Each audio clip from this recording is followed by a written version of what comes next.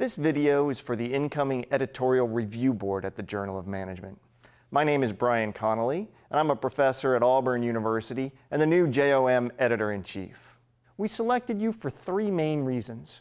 One is your reviewing quality, which includes all aspects of reviewing, including the tenor of your reviews. All of you have a solid track record of reviewing.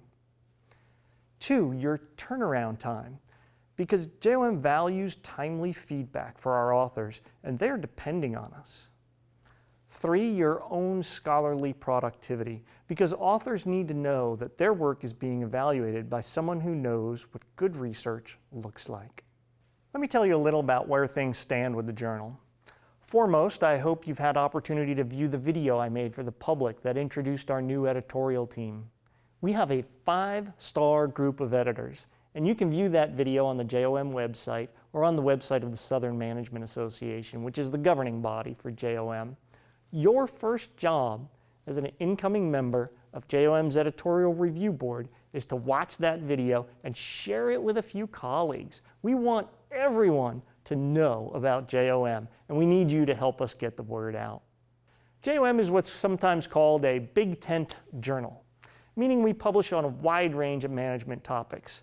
Historically, there's been about a 60-40 split in favor of micro over macro topics, but I expect that will begin to even out a little in the days ahead. We also get a fair number of methods papers, and we want more of those, and we're also working to increase our entrepreneurship papers as well. In fact, many of you who are new to the editorial review board have expertise in entrepreneurship. I think you know that we get over 1,250 submissions a year at JOM. Keep in mind, though, that 250 of those are proposals for our annual review issue. And of the remainder, more than half of them are likely to be desk rejected. But still, in the end, that leaves hundreds of articles per year that we are sending out to you for review. Now, here's a telling statistic that you may not be aware of. If you just look at papers that go out for review, about 1/4 of those papers receive revision requests. I think that's just about where we want to be. The way we accomplish this is by looking for the hidden gem in any initial submission. That's the hard part about your job. When you receive an initial submission, it's like the first time you walk into a house that you're thinking about buying. If the place looks like it needs some new carpet and some new paint, maybe even the kitchen needs to be remodeled, those are things you can work with. What you're most concerned with at this point is the location of the house and its structure and design. If the study you're given to review is situated in an important space and is built on a good foundation, work with the authors to make it the kind of study you would want to publish, the kind of house you would want to buy. By way of a few practicalities, you've signed up for a 3-year term on the editorial review board, and from July 1st through 2020 through July 1st, 2023.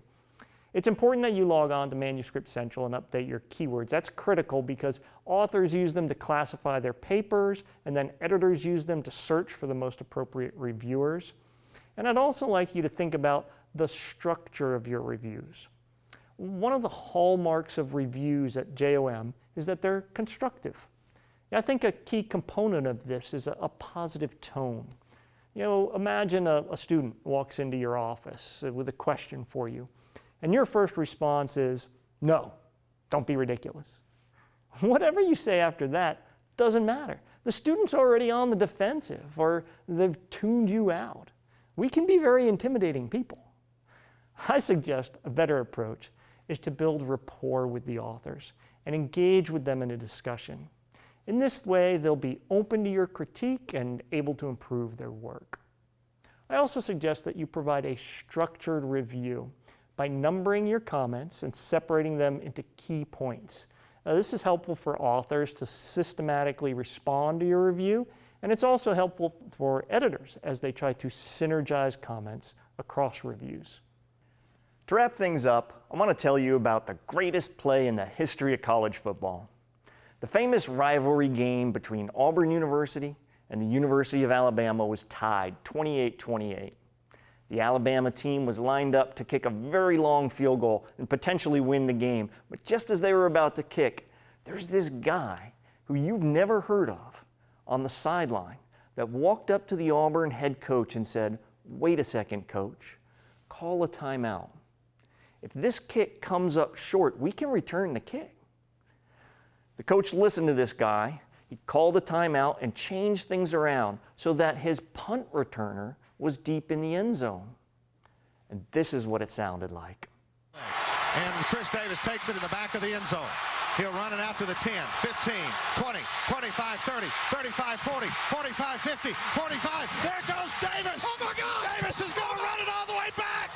Auburn's going to win the football game. Auburn's going to win the football game. He ran the missed field goal back. He ran it back 109 yards. They're not going to keep him off the field tonight. I was at that game with my daughter, and we stormed the field along with 90,000 other Auburn fans. But there was one person that made the difference. It was the guy on the Auburn sideline. You're that guy on the sideline. If you can understand a paper and give the authors some useful advice about how to change things up to unlock potential, you can help them create a game winner. Thank you for serving on the JOM Editorial Review Board. We look forward to sending you our best submissions.